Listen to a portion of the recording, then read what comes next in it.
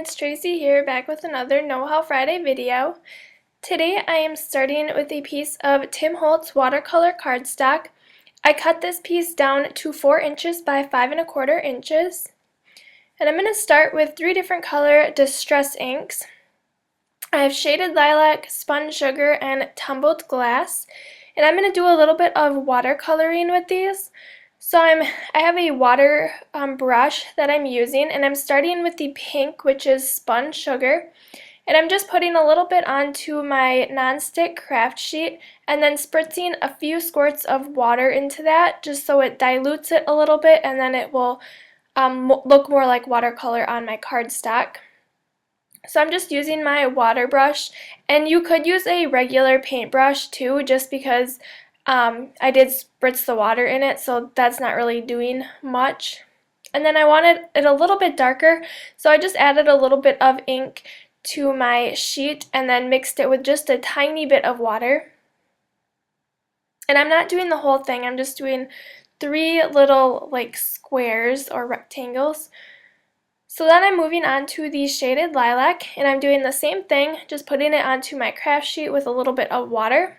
And then that's going to go right below the pink color.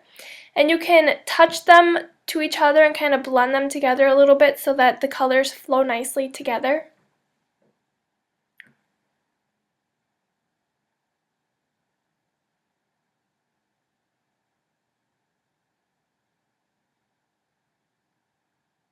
Alright, and then once I get done with the purple color, I'll move on to my final color, which is the Tumbled Glass. And this is a really light blue. Alright, so I just have my water, did the same thing, and then that's going to go right below the purple.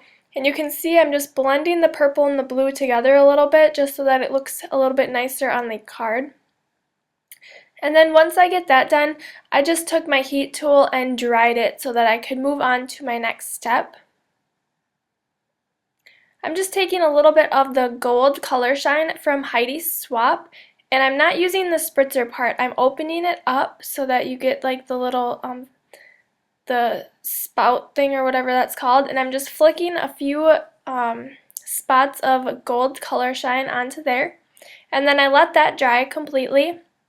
Now I'm taking the Roan Butterfly Wings die from Memory Box, and I'm placing it on top. I'm going to cut this out 3 different times, so then I'm just going to put it into place with my washi tape because I lined it up where I want it to cut. And then I'm going to run it right through my Cuttlebug.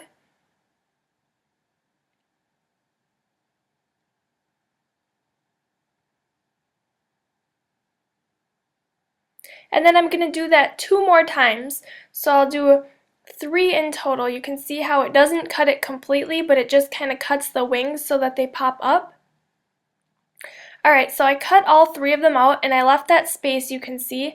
And then I also cut the body of the die. It comes with the set out of some gold cardstock. And then I'm also taking some more metallic gold cardstock. This is from Coordinations. And I'm placing that on the back, and it's just a little bit smaller than my watercolor cardstock piece so that it doesn't show. So I'll go ahead and adhere that down. And then you can see how the butterfly wings pop right up. And it's a really pretty, it's a really delicate die, but it's really gorgeous. And then where I left that space between the bottom 2, I'm going to stamp my sentiment. This comes from the Simon Says Stamp So Beautiful stamp set. And the stamp I'm going to be using says, "What a Beautiful Day." So I'll go ahead and mount that onto my acrylic block so that I can stamp that. I placed it on there first so that I could line it up how I wanted it and to make sure that it fit in between those butterflies. And then I'm going to take my VersaFine ink, this is the black, and I'm going to stamp that right down where I had it before.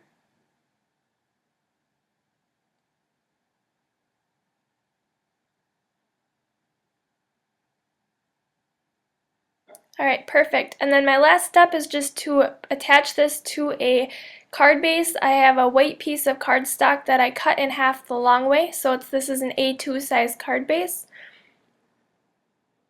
And then I'm putting some adhesive with my ATG gun on the back, and then I'll just place that right onto my card base. And you want to make sure that the butterfly wings are popping up a little bit, so you can just bend them up just slightly and then they will stick up. This might not be a card you want to send in the mail because it will be flat obviously, but it's a really gorgeous card in person.